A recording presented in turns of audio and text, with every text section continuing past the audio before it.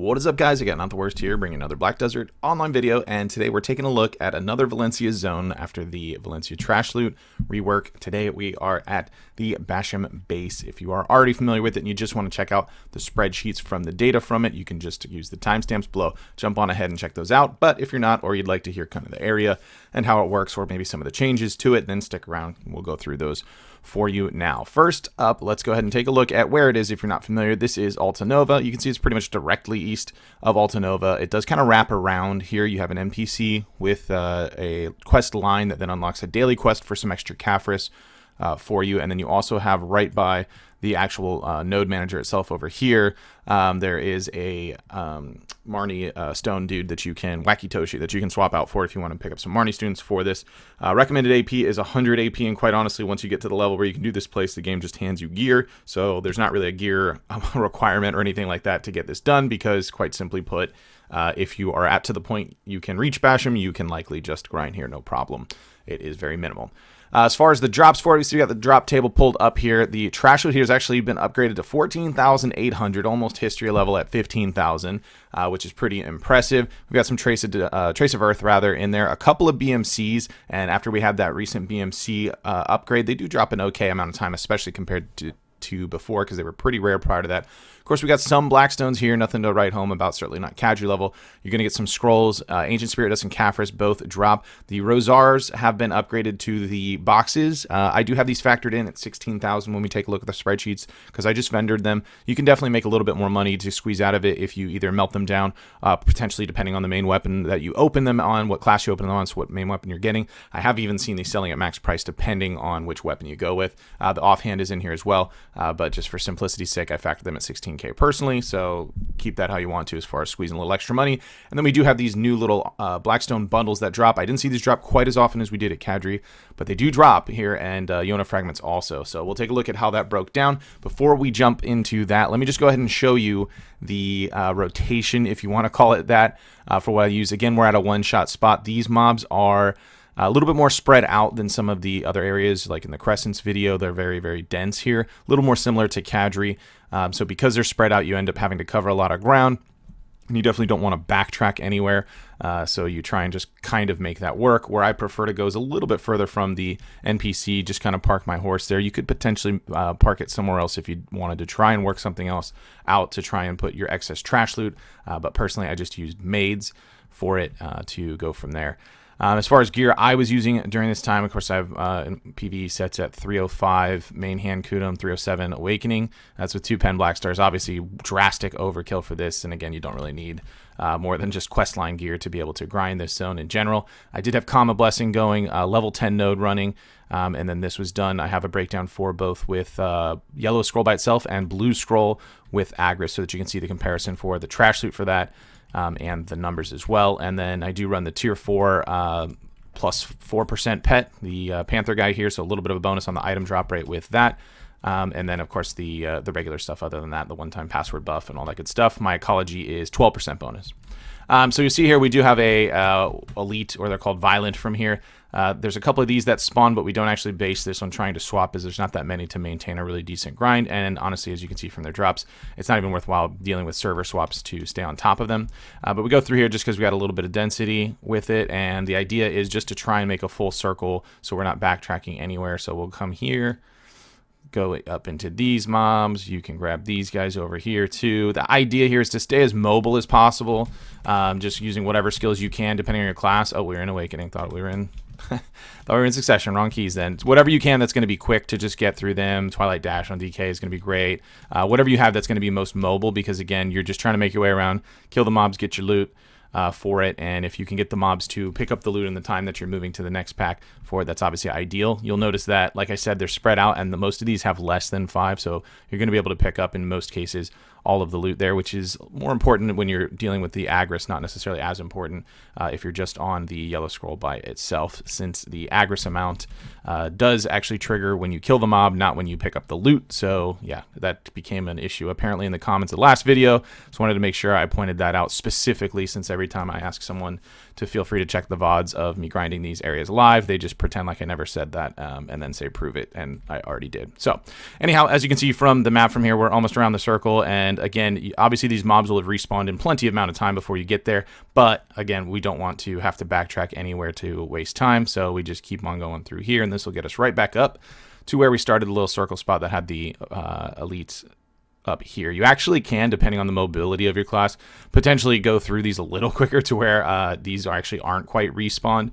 If that's the scenario, there's a few extra packs you can grab, or you could even go up to the right a little bit here, go a little bit further down that area where you see the little target thing further down that hallway if you need to, because you're zipping through pretty quickly. That sort of thing is really just going to depend on your class itself, about as far as the type of mobility and attacking speed that you have while you are staying mobile. So there you have the rotation. You have the specs that we were using for this. Let's get to the good part. Let me go ahead and pull up the spreadsheets, and we'll take a look at how we did.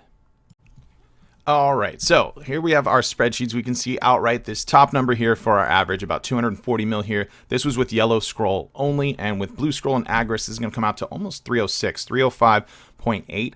This actually was slightly higher than the performance at Crescents, which I'll be honest with you, in the first few hours, it was kind of feeling like it wasn't. But what ends up happening with this particular zone and why it was right around that is Crescents, of course, you have crescent rings that drop. So if you watch my mouse, or you have, your actual drop average is kind of up and down, right? And this place, on the other hand, you don't really have that wide spread. You don't have the propensity to pull, over the 300 very far, if we're talking about with the Agris numbers, or you can see in this case, just the yellows. We're not going to pull 300 here. There's no rare drop to make that happen. What you can get that boosts your numbers up is the drops on those Blackstone bundles. Getting a little bit lucky with the pull out of those, since they range from 25 to 50 Blackstones in each bundle. And if you get several of those, like I did in this one, I think it was 5 or 6 that dropped on this one. I got 187 Blackstones, which definitely carries your numbers quite a bit better than what you would get from Crescents, because you're not getting those, you're just once in a while getting a Crescent ring. So I was pleasantly surprised from the time I started this. When we talked about it on stream doing it, I was honestly kind of struggling to get through these hours because it was looking abysmal, especially coming off of the Kadri and Crescent videos, which were actually pretty fun to do, and the money was paying out. And then I realized later, when we hit this big one and started getting some crazy amounts of Blackstones, that the potential is actually there to be pretty nutty, especially since the trash loot's just flat out better. Crescents, you have 10,600, and again, here you have these at almost 15,000, 14,000 and change. So you're almost right there. So our lowest hour was actually the first one in at 212 on our range with yellow scroll, and then we peaked at 264, which wasn't actually the most number of Blackstones we did. We actually did more trash and more Blackstones in that hour prior, but then adding up the rest of it, mostly Kaffir's was our heaviest Kaffir's hour. That's going to give you a much bigger impact there. As far as averages for it, we saw about 85 Rosar boxes. I combined both the weapon and offhand together just as one. Scrolls, we average right at about 11, which seems to be kind of similar so far across the board in Valencia from the spots we've already covered. It varies a little bit, but doesn't seem to be very drastic. Crystals, I saw a little over 2.5 or so. You can see I did have in one particular hour I had 5 of them drop, which is pretty nice, but it does stay kind of consistent around 2-ish. Again, it's not like an amazing BMC drop place like something like Centaurs would be, but compared to how this place used to be prior to those BMC buffs, it's actually pretty huge, because it used to be like something one every 2 hours or so if you were lucky with it. Kaffir's was pretty shocking. I didn't expect to get as many raw Kaffir's for an area like this, but I averaged almost 11 from there. And then on the other side of that, the dust was abysmal from it, averaging less than 2. Blackstones came out to 83. The only thing I'll tell you as like a caveat on this, I did range anywhere from 25 to 187, which is a very, very broad range. Of course, this is just because of the nature of any place that's going to drop those Blackstone bundles. You get a little lucky on those guys. You get some wild Blackstone numbers. I think I had 2 or 3 hours. I think this one, and this one. This might have had 1. I can't remember exactly. I had a few hours that were giving me almost none with it, or minimal at that. So that was pretty common. That's where you see these like 40s, 80s, those kind of numbers were like a Blackstone bundle or 2. So they're not raining from the sky, but you can get a little lucky with it on that. The trash average right around 9K or so, which wasn't surprising there. Obviously, you could go balls to the wall hard on this if you wanted to, and potentially pull more, but it is what it is from that. If you use the Agris for it being a little over 13K, pretty good trash loot pricing. So for that number, I mean, it's worth it if you've got the Agris. Petals are petals. We know the deal here. I didn't see any Spectres drop, nor do I think they're actually in the loot table, but I keep setting these tables up before I start the hours and don't realize it till I'm several hours in that, oh, hey, that piece doesn't drop there.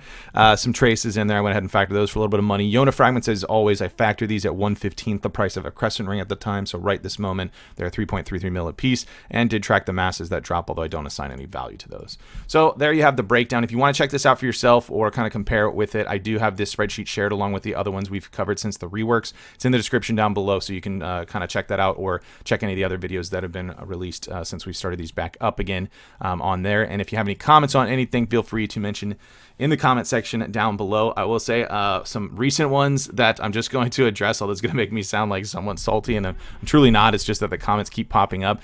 Is if you're curious about watching me grind these hours, or you'd like to say that these hours, these numbers are impossible for whatever reason you've decided this, feel free to go to my Twitch page. There's a link in the description below. Watch the VODs of me doing these live, because I do all of these live, at least the majority of the hours for them. So you can literally just like fast forward at multi-speed, watch me do an hour, watch me plot the loot right out of my inventory for it, and then see that, you know, this is actually what I'm pulling in trash loot here. So just to address that. And as far as looting trash loot, I'm well aware that if you use Agris, as I mentioned earlier in the video, that using the Agris, you need to then kill the mob and actually loot the mobs.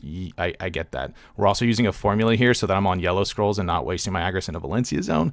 So this is just a formula to change the number that drops. If it was a modifier of 2, it's now a modifier of 3 if you do it. So pay attention to that if you're looting with Agris. As far as my summary to this place, I wouldn't recommend it over some of your other options. The money's not bad, but honestly, because the gear requirements for Valencia is so low, out of the ones we've covered in the rework so far with Kadri, Crescents, and Bashims, you could potentially do this if you didn't like the RNG game a little bit at Crescent, since you've got some better trash loot here, a little more consistency. But I think we're going to find better options once we get up to some more like Nagas, Gahas maybe, and definitely Sulfur, although we haven't quite gotten there yet. It's fine for leveling, and I think in a lot of cases, if you're not going the questing leveling method when you're starting up a new character, or maybe doing a season character or something like that, this place is pretty solid for grinding out XP to start with in the mid-ish 50s or so. So I could definitely see you doing that, but I don't think you're going to be popping your scrolls very much. Maybe if you're trying to pick up some extra season mats, but to be honest with you, this place is pretty busy during season time anyway, so your mileage may vary on that one. It's fine money if you do want to grind it. You like it because it's a chill spot. Maybe you just like the area. It's not like you're really hurting yourself for it, but I think overall we're just going to find a lot better options as we move forward through the rest of Valencia's. And personally, if you've got the ability to just grind Kadri, you can make 100 mil per more per hour on using the same resources. So I would probably just do that, especially if you can get lucky on some elite rotation. So that's my 2 cents on it. Let me know what you guys think. If you did enjoy the video, be sure to like it. If you're new to the channel, be sure to subscribe so you get notifications when new videos do go live. And if you'd like to catch me playing live, there is a link to my Twitch page, as I mentioned before. It's in the description down below. Feel free to jump over there, drop a follow, watch the VODs if you want to see me do it live, any of the past ones as well. I think the VODs stay for about 90 days, and I'll probably save a couple of them so they'll stay on permanently, just so that, you know, you can at least see a few hours that were done for each of these, if I at least remember to do it. With that said, that's going to be it for this one. I want to thank everybody for watching, and I will see you next time.